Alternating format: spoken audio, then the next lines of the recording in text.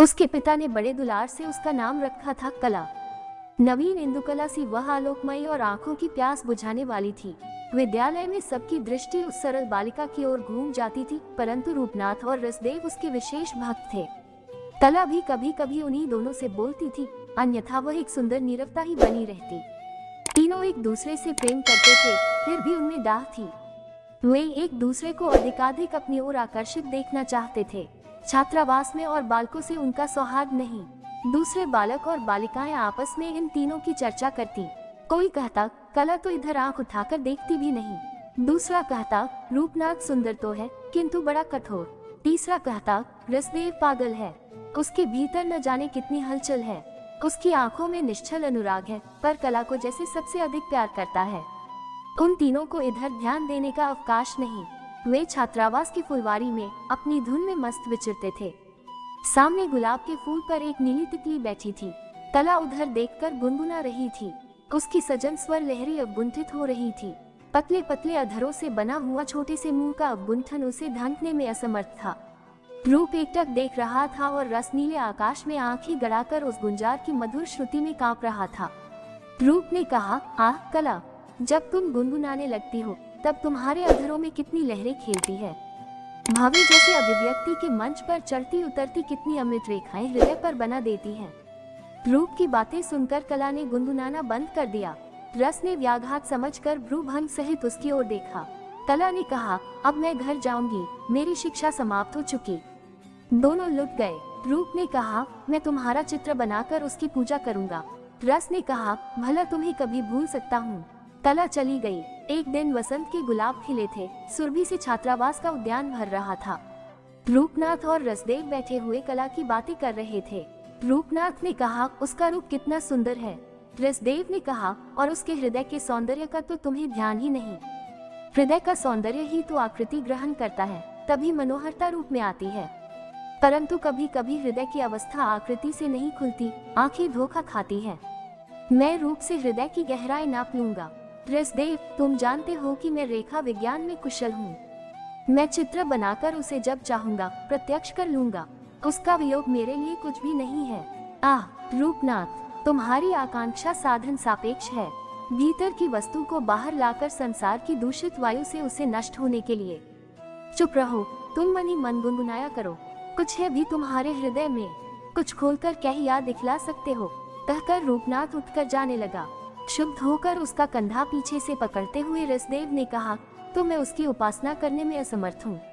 रूपनाथ अवहेलना में देखता हुआ मुस्कुराता चला गया। काल के विशृंखल पवन ने उन तीनों को जगत के अंचल पर बिखेर दिया, पर वे सदैव एक दूसरे को स्मरण करते रहे। रूपनाथ एक चतुर चित्रकार बन गया। केवल कला का चित्र बनाने के लिए अपने अभ्यास को उसने और भी प्रखर कर लिया। वह अपनी प्रेम छवि की पूजा के नित्य नए उपकरण जुटाता। वह पवन के थपेड़े से मुंह फेरे हुए फूलों का श्रृंगार चित्रपटी के जंगलों को देता। उसकी तूलिका से जड़ होकर भीतरी आंदोलनों से बाह्य दृश्य अनेक सुंदर आकृतियों की विकृतियों में स्थायी बना दिए जाते। उसकी बड़ी ख्याति थी, फिर भी उसका गर्वस्फीत सिर अपनी चित्रशाला में आकर न जाने क्यों नीचे झुक जाता। वह अपने अभाव को जानता था, पर किसी से कहता न था। वह आज भी कला का अपने मनोनुकूल चित्र नहीं बना पाया। रसदेव का जीवन नीरव निकुंजों में बीत रहा था। वह चुपचाप रहता। नदी तट पर बैठे हुए उस पार की परियाली देखते देखते अंधकार का पर्दा खींच लेना, यही उसकी दिनचर्या थी।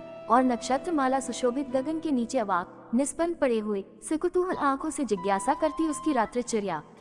कुछ संगीतों की असंगति और कुछ अस्पष्ट छाया उसके हृदय की निधि थी, पर लोग उसे निकम्मा, पागल और आलसी कहते। एकाएक रजनी में सरिता कलोल करती हुई बही जा रही थी।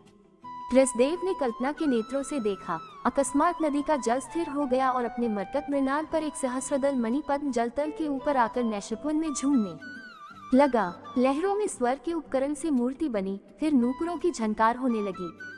धीर मंथर गति से तरल आस्तरण पर पैर रखते हुए एक छवि आकर उस कमल पर बैठ गई। रसदेव बड़बड़ा उठा। वो काली रजनी वाले दुष्ट दिनों की दुख गाथा और आज की वैभवशालिनी निशा की सुख कथा मिलाकर कुछ कहने लगा। वह छवि सुनती सुनती मुस्कुराने लगी, फिर चली गई।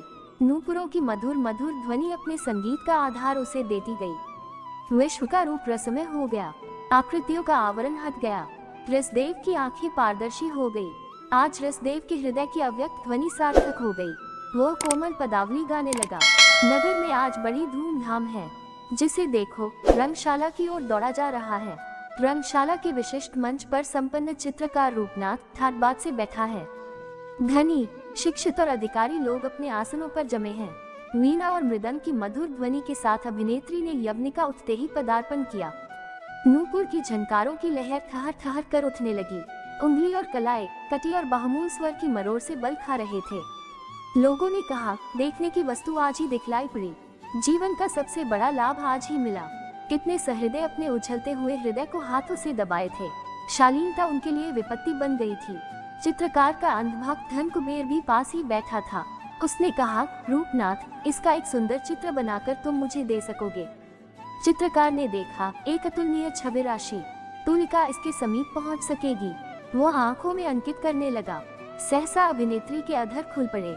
नृत्य श्वास श्लथ प्रश्वास क्षण भर के लिए रुके। बांसुरी बज उठी। वागीश्वरी के स्वरों के कंपन की लहरें ज्योति सी बिखरने लगी। चित्रकार पुकार उठा, कला। परंतु ये क्या उसने देखा? कला सजीव चित्र थी। उसकी पूर्णता स्वर कंपन के ज्योति मंडल में ओतप्रोत थी। उसने पागलों की तरह चिल्लाकर कहा, मैं असफल हूँ। मैं इस भाव को रूप नहीं दे सकूंगा। वो उठकर चला गया। कंगाल रसदेव भी पीछे के मंच पर अपने एक साथी के साथ बैठा था। उसने कहा, रसदेव, ये तो तुम्हारी बनाई हुई स्मृति नाम की कविता गा रही है। तुम्हारी रसमयी भावुकता ही इस स्वर्गीय संगीत का केंद्र है, आत्मा है। जैसे वर्णमाला पहनकर आलोक शिखा नृत्य कर रही है। संगीत में उस समय विश्राम था। अभिनेत्री ने वीणा और मृदंग को संकेत से रोककर मूक अभिनय आरंभ कर दिया था।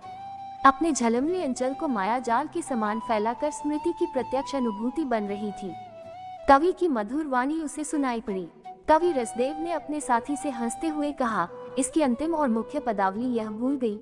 उसका अर्थ है, मेरी भूल ही तेरा रहस्य है। इसीलिए कितनी ही कल्पनाओं में तुझे खोजता हूँ, देखता हूँ। हे मेरे चिर सुंदर। वो स्मृति में जैसे जग पड़ी। उसने सतृष्ण दृष्टि से उस कहने वाले को खोजा और अपने बधाई के फूल विजयमला उस दूर खड़े कंगाल कवि के चरणों में श्रद्धांजलि के सदृश बिखेरने चाहे। रसदेव ने गर्वस्फीत सर झुका दिया।